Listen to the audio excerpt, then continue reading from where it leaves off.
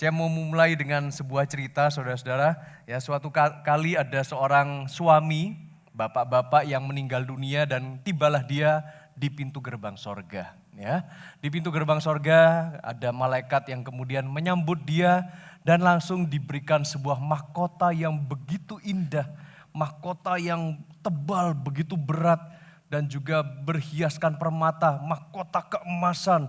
Dan banyak hiasannya emas, perak, permata, wah lengkap pokoknya kinclong, glowing, bersinar. Dan suami ini ketika ada di pintu gerbang sorga tuh dia disambut dan dikasih mahkota yang begitu luar biasa tuh dia merasa begitu bangganya. Tapi dia bingung, dia begitu heran, kok bisa ya saya menerima mahkota yang sebagus ini. Dia tanya sama malaikat itu, malaikat apakah ini karena kebaikan saya selama saya hidup di dunia? Apakah karena saya begitu mengasihi Tuhan? Saya tuh banyak memberikan persembahan dan banyak berbuat baik gitu. Lalu kemudian malaikat itu, sebentar ya Pak, saya lihat dulu buku kehidupan lalu menjawab, oh mahkota ini ternyata Bapak dapatkan karena Anda adalah tipe suami yang sangat luar biasa. Selama puluhan tahun menikah, kamu telah berhasil membuat istrimu menjadi wanita yang paling rajin berdoa, doa syafaat, doa pagi, doa malam, dan sangat taat beribadah di bumi. Wah sekali lagi Bapak ini begitu terharu dan begitu bangga. Benarkah malaikat? Apakah karena saya selalu membimbingnya dan dengan lemah lembut, dengan penuh kasih sayang? Malaikat itu tertawa kecil dan kemudian dia menggelengkan kepala. Bukan, sama sekali bukan Pak. Mahkota ini diberikan sekali lagi karena kelakuan, sifat menyebalkan dan tingkah laku sehari-hari di rumah selalu membuat istri Anda pasrah, elus dada dan tidak punya pilihan lain selain berdoa. Ya, oke, saudara-saudara, hari ini saya ingin menyampaikan tentang From Heaven with Love. Keren ya judulnya ya, kasih dari sorga, From Heaven. Kasih dari sorga tentu saja buat keluarga, supaya keluarganya saya dan Anda boleh mengalami pemulihan. Buka bersama-sama dengan saya di dalam 1 Korintus pasal 13 ayat yang ke-13 terlebih dahulu. 1 Korintus pasal 13 ayat 13 ya, semuanya pasti sudah familiar dengan ayat ini. Baca dengan suara yang keras, kita baca bersama-sama ya. Oke, demikianlah firman Tuhan, 1, 2, 3. Demikianlah tinggal ketiga hal ini, yaitu iman, pengharapan, dan kasih. Tetapi yang paling besar diantaranya ialah, dengan keras katakan ialah kasih. Dan kita memang lagi mau membahas kasih dari sorga dan kasih itu seperti apa. Nah, di sini sangat menarik. Kenapa di antara iman, pengharapan, dan kasih yang paling besar ialah kasih tadi ya. Tapi kita semua perlu ya 3 hal ini selama kita menjalani hidup di dunia. Semuanya perlu iman? Perlu ya. Perlu pengharapan dalam hidup ini? Ya perlu. Perlu mengasihi? Ya perlu kasih juga. Tetapi kenapa yang ujung-ujungnya nanti memang akan tinggal 3 hal ini. Iman, pengharapan, kasih. Tetapi yang paling besar diantaranya kasih. Karena begini, nanti suatu saat kita akan berjumpa dengan Tuhan Yesus Kristus dalam kekekalan, dalam kemuliaannya. Percaya katakan amin. Ya. Maka iman kita sudah sempurna. Gak perlu beriman lagi untuk ketemu sama Tuhan Yesus. Soalnya sudah ketemu, ya kan? Ya, pengharapan kita juga nanti di dalam hidup yang kekal sudah sempurna. Gak perlu berharap lagi ya, sudah ketemu dengan Tuhan Yesus. Tetapi kasih itu kenapa yang paling besar? Karena kasih itu akan terus jalan untuk selama-lamanya. Akan ada hubungan kasih baik di dunia ini kita mengasihi, terima kasih Tuhan, dan kita juga mengasihi Tuhan, mengasihi keluarga, mengasihi pasangan, orang tua, anak, mengasihi sesama, sampai di sorga nanti. Kasihnya gak berhenti, kita juga terus mengasihi, hidup di dalam kasih sampai kekekalan kemuliaan yang akan datang. Karena itu kasih akan terus jalan untuk selamanya. Nah karena itu siapa yang ingin mengalami kasih dari sorga di dalam hidup keluarganya, bisa lambaikan tangan. Pengen semua ya. Kita akan belajar ya. Bagaimana kita menghadirkan surga di dalam keluarga. Bagaimana supaya kasih dari sorga itu bisa kita alami bersama-sama. Oke, yang pertama ya, kita harus mempunyai kasih. Katakan sama-sama dengan saya, mempunyai kasih. 1, 2, 3. Mempunyai kasih. Sederhana tetapi perlu kita cek. Sudahkah saya dan Anda punya kasih? Karena ngomong itu gampang, nulis itu juga gampang. Tetapi memastikan punya atau tidaknya kasih, nah mari kita cek.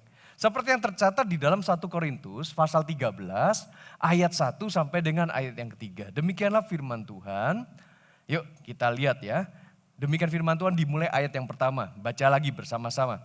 Sekalipun aku dapat berbicara dalam semua bahasa manusia, mau bahasa Indonesia, bahasa Inggris, mau bahasa Mandarin, mau bahasa Jawa, bahasa Madura, Anda mau pakai bahasa apapun itu, dan bahkan bisa ngomong pakai bahasa malaikat, tetapi jika aku tidak mempunyai kasih, aku sama dengan gong yang berkumandang dan simbal yang bergemerincing.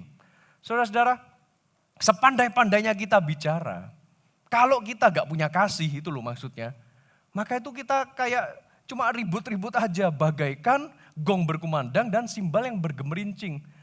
Dengan kepandaian dan kefasihan bicara, wah kita pinter ngomong gitu ya. Memang kita akan memenangkan perdebatan. Namun tidak memenangkan hati lawan bicara. Coba renungkan baik-baik ini. Seberapa sering mungkin Anda di dalam rumah, ya, entah itu suami istri pasti yang lebih sering, atau kalau Anda mungkin serumah antara Anda dengan orang tua Anda, atau Anda juga serumah dengan anak Anda, ya mungkin ada yang anak yang masih kecil, anak yang udah remaja, atau bahkan anak yang sudah dewasa, bahkan ada yang tinggal dengan anak yang sudah menikah. Hubungan antara mertua dan menantu misalkan ketika mertua dan menantunya sama-sama satu rumah, ya. Pernah nggak Anda saling adu mulut gitu, adu argumen, maksudnya ribut-ribut gitu loh, ya. Maksudnya sambil beda pendapat, berargumentasi, lalu mulai berantem siapa yang paling benar. Pendapatku itu begini loh, Anda sudah menyampaikan segala fakta secara detail, ya, dari kronologi waktu bahkan dengan segala alasan yang berusaha Anda cari dari berita, dari statementnya profesor, pakar dan sebagainya. Saudara-saudara, mungkin Anda bisa memenangkan perdebatan karena Anda pinter ngomong, pandai berkata-kata. Mungkin pasangan Anda tidak sepinter Anda ngomong. Coba deh, antara pasangan deh, suami dan istri. Pasti ada salah satunya yang lebih fasih bicara. Ya, ada yang lebih gampang ngomongnya tuh enak gitu ya. Dan bisa meyakinkan. Tetapi salah satunya kurang pinter ngomong. Ya. Atau mungkin katakanlah Anda bisa berdebat antara Anda dengan orang tua Anda. Ya. Mungkin secara kapasitas, secara kemampuan, ya salah satunya entah orang tua Anda atau Andanya yang mana yang lebih pinter ngomong. Yang pinter ngomong, lebih fasih bicara, bisa memenangkan perdebatan. Tetapi semenang-menangnya Anda, ya sekalipun gini, lawan bicara Anda, ya kamu yang benar. Anda sudah merasa, ya kan? Dari tadi udah aku bilangin, pernah gitu enggak? Ya kan, ya kamu yang benar, ya aku nurut sama kamu. Tetapi sambil gerundel hatinya. Pernah mengalami hal seperti itu? Anda mungkin merasa, ya aku sudah kalah ngomong, aku udah punya alasan lagi, aku ikut pendapatmu. Ya udahlah, kamu yang lebih pintar deh, kamu yang lebih pasti nih jawabannya udah lebih benar, pendapatmu udah lebih benar. Tetapi hati kita ngikutnya rasanya gak enak gitu ya. Nah, Anda yang merasa sudah memenangkan pembicaraan itu, Anda yang sudah menang argumen itu, Anda merasa, ya iyalah aku yang menang, aku yang benar, siapa dulu gitu kan. Anda berhasil memenangkan perdebatan. Tetapi hatinya keluarga Anda tidak berhasil Anda menangkan. Hati anak Anda, perasaan pasangan Anda, perasaan orang tua atau perasaan menantu Anda, atau perasaan dari mantu Anda. Sudah gak enak semua gitu kan. Buat apa menang kalau begitu? Ngapain kita menang kalau tidak punya kasih? Karena itu saudara, sekali lagi, gak perlu terlalu condong untuk memenangkan sebuah perbedaan pendapat, tetapi yang penting menangnya bersama-sama. Yang setuju katakan amin. Itu loh namanya mempunyai kasih, supaya suasana sorga hadir, gak usah kejar menangnya sendiri. Tetapi kejarlah kemenangan bersama-sama dengan cara mempunyai kasih. Ya, oke. Ayat yang kedua, lanjut nih ayat yang kedua. Sekalipun aku mempunyai kasih karunia untuk bernubuat Aku mengetahui segala rahasia dan memiliki seluruh pengetahuan. Dan sekalipun aku memiliki iman yang sempurna untuk memindahkan gunung. Wah, ini tipikal hamba Tuhan yang hebat nih kayaknya ya. Dengan keras katakan, tetapi jika aku tidak mempunyai kasih, aku sama sekali tidak berguna. Wih, bukankah ini yang di dalam iman kekristenan kita yang kita kejar, yang kita usahakan? Siapa yang gak kepengen punya karunia nubuat? Siapa yang gak kepengen punya karunia untuk punya iman memindahkan gunung gitu? Siapa gak kepengen punya karunia untuk melakukan mujizat, mendoakan orang lain? Maka orang lain itu akan mengalami kesembuhan. Kita bisa berkhotbah dengan begitu spektakuler, semua orang-orang terkagum-kagum. Ya, itu kayaknya impiannya orang Kristen, impiannya hamba Tuhan.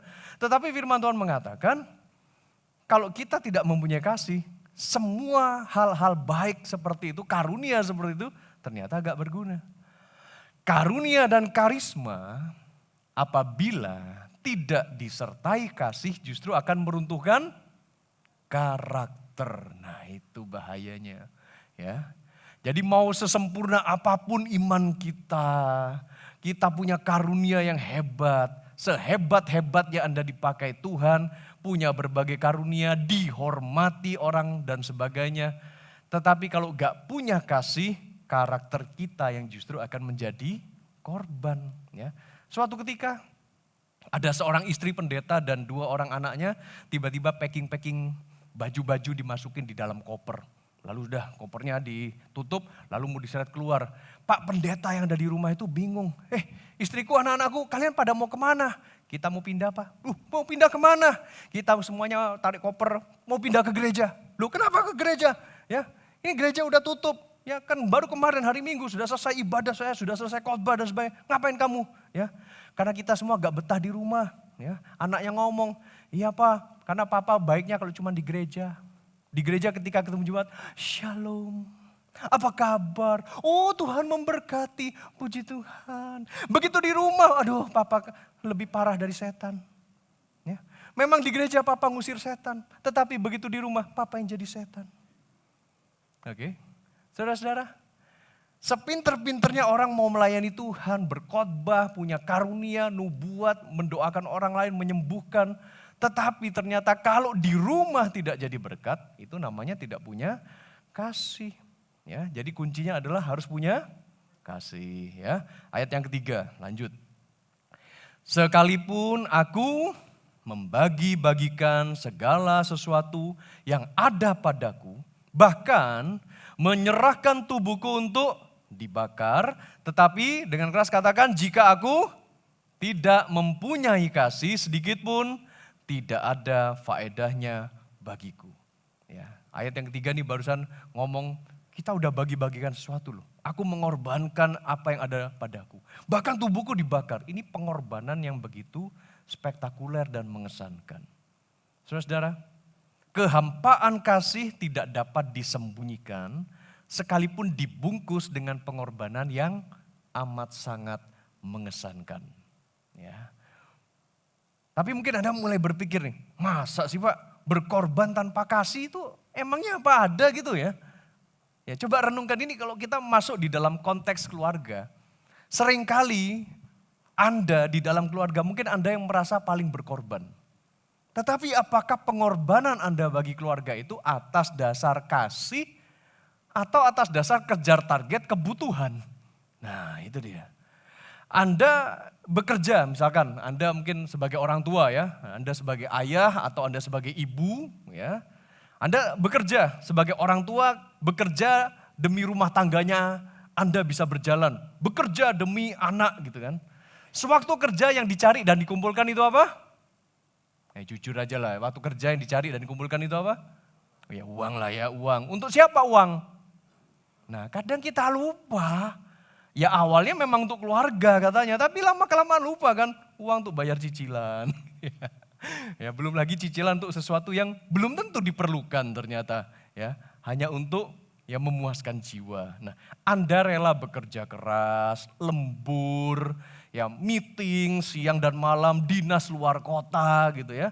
Sampai telat makan bahkan buat Anda itu pengorbanan. Aku terpaksa meninggalkan rumah itu pengorbanan.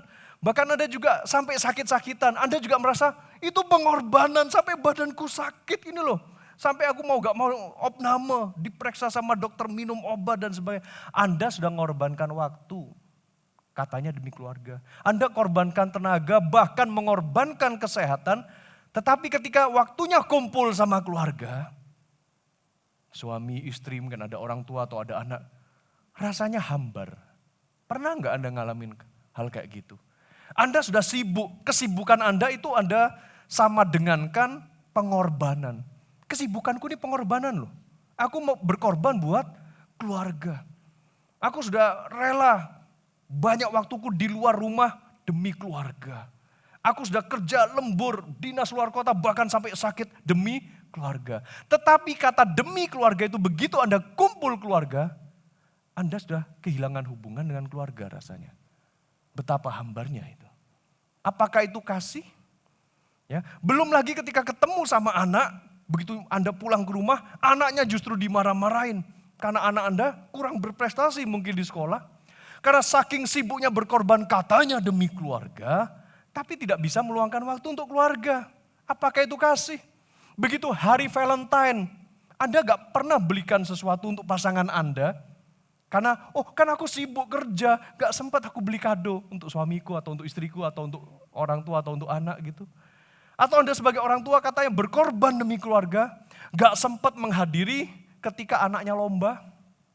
Gak sempat menghadiri ketika anaknya ulang tahun bahkan. Gak sempat menghadiri ketika anaknya lagi di wisuda. Aduh jangan sampai Anda gak sempat Pak saya menghadiri untuk ketika anak saya menikah. Nyesel saya Pak, ya, karena saya lagi diopnam di rumah sakit.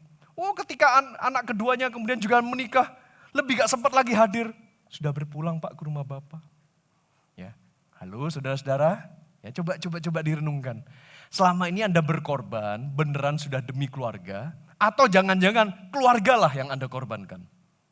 Ya, jadi bahan perenungan ya buat siap kita ya. Sekali lagi, pengorbanan tanpa kasih itu tidak berguna. Bilang ke kanan kirinya, kamu harus punya kasih. Katakan punya kasih ya, punya kasih. Oke, yang kedua, bagaimana kita menghadirkan kasih dari sorga di dalam keluarga kita. Tadi yang pertama kita harus punya kasih. Yang kedua kita harus mempraktekkan kasih. Ya. Tadi yang pertama itu hanya mengingatkan. Sebetulnya saya dan Anda itu sudah punya kasih atau belum sih? Ya sudah punya sebetulnya. Cuma kadang-kadang kita lupa kalau kita tuh punya kasih. Makanya yang kedua diingatkan. Kita harus mempraktekkan kasih yang sudah kita punya. Teori mah gampang. Tetapi mempraktekannya itu loh, yuk kita baca perlahan tapi pasti ini ya. 1 Korintus pasal 13 ayat yang keempat. Yuk baca bersama-sama dengan suara yang paling keras yang Anda bisa. Supaya timbul iman dan ada keinginan untuk melakukannya ya. Oke ayat yang keempat, 1, 2, 3. Kasih itu sabar, kasih itu baik hati. Ia tidak cemburu, ia tidak memegahkan diri dan tidak sombong. Udah pelan-pelan aja deh kita baca ayat yang keempat nih. Pelan-pelan kita praktekkan. Amin. Ya, yang pertama, kasih itu apa katanya? Sabar. Sabar versi bahasa Inggrisnya itu adalah long suffering. Ya, suffer atau suffering itu artinya apa? Ya, Anda sudah tahu, menderita. Menderitanya sebentar atau lama? Long ya, long suffering. Jadi menderitanya itu, ya Anda sudah sabar atau belum? Ya, udah tahu ya, kira-kira sabar enggak ini ya. Ya. Sabar, long suffering definisinya adalah bertahan, menghadapi masa-masa sulit dalam jangka waktu yang lama tanpa mudah menyerah, mengeluh atau membalas. Oke, kira-kira dari definisi ini Anda sudah sabar atau belum? Waduh, siapa yang masih sering ngomel? Nggak usah angkat tangan, angkat kaki aja. Nggak usah, jangan nanti sepi ya. Oke. Siapa yang masih suka itu dongkol rasanya di hati ini gitu ya. Lalu rasanya kita tuh masih suka mengeluh, bahkan menyerah, aduh gak kuat lagi aku dan sebagainya.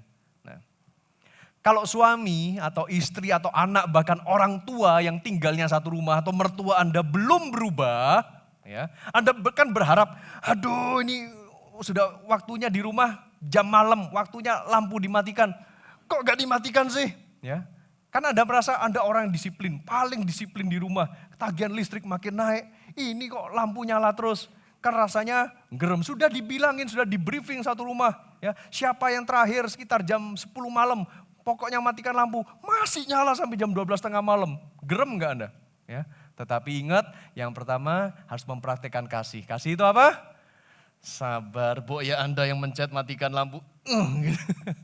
Ya, kadang-kadang bikin jengkel ya. Hal-hal sepele kayak begitu mungkin. Ya, jadi yuk kita belajar untuk sabar. Sampai kapan? Sampai long time, lama waktunya. Nah, sabar juga untuk menahan, untuk membalas dengan kata-kata yang menyakitkan. Ya, sabar, kita harus sabar itu ngerem di mulut kita. Karena dengan sabar itu berarti kita mempraktekkan kasih. Karena rasanya kepingin kita mengata-ngatai, apalagi kan paling gampang itu ngata-ngatain keluarga sendiri bukan? Ya. Coba Anda mau ngata-ngatain teman sekantor, Anda mau ngata-ngatain atasan Anda gitu. Rasanya ini pasti Anda sabar tingkat dewa ya kan? Kalau aku sampai mendaprat atasanku, nah jangan-jangan nggak cair bulan ini kan gitu ya. Tapi di rumah, wah Anda rasanya bebas gitu. Nah tetapi saudara-saudara mari belajar sabar. Ciptakan kasih dari sorga itu ada di dalam rumah tangga Anda. Kalau Anda sudah punya kasih, Anda sudah terima dari Tuhan Yesus. Tuhan Yesus sudah mengampuni Anda. Tuhan Yesus juga sudah sangat sabar kepada Anda. Ayo kita juga belajar untuk menjadi sabar bagi sesama kita, bagi orang yang ada di dalam rumah tangga kita, di dalam keluarga kita. Amin ya. Oke, kemudian yang kedua, tadi dikatakan kasih itu baik hati. Apa itu baik hati? Baik hati itu adalah menolong atau memberi tanpa mengharapkan imbalan. Nah, jadi apa yang harus kita lakukan di dalam rumah tangga kita? Tetap memperlakukan seisi rumah Anda dengan baik. Sekalipun rasanya kita yang capek, rasanya kita yang rugi, rasanya malah kita yang berkorban. Pernah enggak ngalamin hal seperti itu? Rasanya kok aku yang paling capek yang ngurusin rumah tangga ini. Rasanya kok kerjaanku yang paling berat. Kasih tahu sebelah kiri kanannya. Mungkin itu hanya perasaanmu saja. Ya. Mungkin suami merasa aku yang rasanya tulangku yang paling dibanting. Ya kan memang kerjanya suami kan banting tulang katanya ya. Cari nafkah, cari penghidupan. Istri mungkin rasanya aku yang paling boyoan ini di rumah. Saya harus bersih-bersih di rumah. Saya yang harus nyapu, ngepel, masak dan sebagainya. Aku yang paling berkorban. Anak pun juga bisa merasa, kayak aku yang paling diperah di rumah ini. Disuruhin papa bantu ini, disuruhin mama bantu ini. Aku yang juga disuruh nyapu bersihin rumah. Aku kemudian disuruh belajar, pasti mau ujian lagi. Capek gitu kan. Ya. Belum lagi orang tua atau mertua.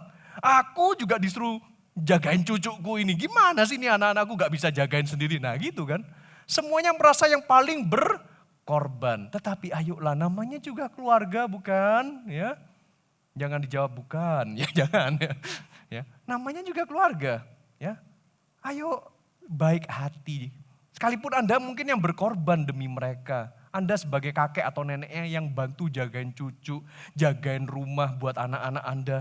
Anda merasa bersyukur. Bersyukur ya, aku masih bisa tinggal bersama dengan anakku, menantuku, bahkan cucuku.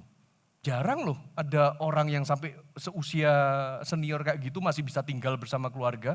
Kadang ditempatin di panti jompo. Nah ayo bersyukur kan. Ya. Dan Anda juga sebagai suami atau istri bersyukur loh. Anda masih diberikan kesehatan. Anda bisa berbakti kepada orang tua yang ada di rumah, kepada mertua. Anda masih bisa bekerja, dapat penghasilan, menghidupi anak, menghidupi keluarga. Bersyukur masih diberikan kesehatan. Jadi harus tetap baik hati. Menjadi anak apalagi bersyukur anak-anak yang masih tinggal di dalam rumahnya orang tua. Gak mikirin ini PBB bayarnya berapa, ya, gak bingung bayar listrik, ya, gak bingung bayar tagihan ini, itu dan sebagainya. Bersyukurlah Anda masih anak-anak, ya, karena suatu saat nanti begitu Anda udah dewasa, Anda ngurus segala sesuatunya sendiri, Anda akan merindukan masa-masa jadi anak-anak, ya. Senggol sebelah kiri kanannya, kasih tahu, Bo ya tetap baik hati kamu ya, tetaplah baik hati. Lanjut ayat berikutnya. Tadi katakan apa nih ya? Kasih itu tidak cemburu. Nah ini tidak cemburu. Tidak cemburu itu maksudnya adalah ikut bahagia bila pasangan atau keluarga sedang bahagia. Dan tidak mudah curiga. Ketika ada yang dapat berkat di dalam salah satu keluarga Anda itu, ya ikutlah senang, ikutlah berbahagia. Kesenangan salah satu anggota keluarga juga kesenangan kita bersama. Amin. Ya. Jadi keluarga kita dapat keberhasilan, kita pun juga merasa bahagia dan tidak mudah curiga. Ya. Mungkin dalam ruangan ini ada yang sering curigaan pasangannya itu ada di mana? Kalau lagi keluar rumah. Ada yang di sini pasang GPS di mobilnya. Oh, Anda benar-benar cinta ya sama Atau ketika Anda lihat Insta-story-nya teman Anda gitu. Loh, kok tiba-tiba suamiku ada di sana? Ya, aku telepon dia padahal gak bisa. Ya, waktu akhirnya teleponnya diangkat, oh ya bateraiku mati. Tapi kok kamu muncul di acaranya temenku? Padahal mungkin itu di restoran yang sama, yang satunya temennya lagi ulang tahun, posting Instastory. Kemudian suaminya lewat, makan di tempat yang sama, padahal gak kenal, ya kan? Saking curiganya, kamu ngapain main sama temenku? Hah, bingung suaminya, temen yang mana? Ya, karena saling curigaan kan saudara-saudara. Ya. Di zaman sekarang dunia serba digital, media sosial dan sebagainya. Kadang-kadang kita bisa salah kaprah bukan? Ya. Nah istrinya mungkin main padel. Wah suami mulai cemburu. Cemburu sama apa? Raket padel Pak. Masa yang dielus-elusin raket padel terus saya kurang dielus Pak. Ya. Ya. Tapi tidak cemburu ini bukan berarti boleh disalahgunakan. Kamu dengar firman Tuhan tuh ya. Tuh Pastor Robert udah nyampaikan. Jangan cemburuan. Berarti boleh nih hobiku gitu ya. Ya, bahkan ada suami-suami yang lebih sayang sama sepatunya, dielus-elus sepatunya ya, kalah istrinya, kalah dielus ya. Atau ada anabul. Nah, ingat ya, kasih tidak cemburuan ya, tetapi tolong dijaga kepercayaannya. Sekalipun mungkin kita sudah belajar untuk tidak cemburu dengan pasangan, tidak cemburu pada orang tua, tidak cemburu pada anak, tetapi jangan sampai kepercayaan itu yang dilanggar. Oke, selanjutnya kerendahan hati ya. Di sini dikatakan ia tidak memegahkan diri dan tidak sombong di ayat yang keempat. Itu artinya adalah rendah hati. Apa itu kerendahan hati? Kerendahan hati bisa dirasakan oleh sesama atau minimal lah sama orang-orang yang serumah sama kita. Kalau kita sudah selesai dengan diri sendiri. Katakan sudah selesai. Sudah selesai dengan diri kita sendiri. Karena begini, mungkin Anda merasa bahwa kita sudah lakukan yang terbaik untuk keluarga. Anda sudah lembur kerjanya, tetapi kok rasanya Anda masih dituntut lebih. Ya, rasanya kurang terus gitu ya. Rasanya kita mungkin kok aku sudah melakukan segala sesuatu, aku sudah berkorban loh buat keluargaku ini. Bahkan sekalipun aku lembur, aku dinas luar kota, setiap kali wedding anniversary aku pasti pulang ke rumah. Setiap kali aku ulang tahun aku pasti ada di rumah. Ya kan, sudah lebih baik daripada tadi yang gak punya kasih.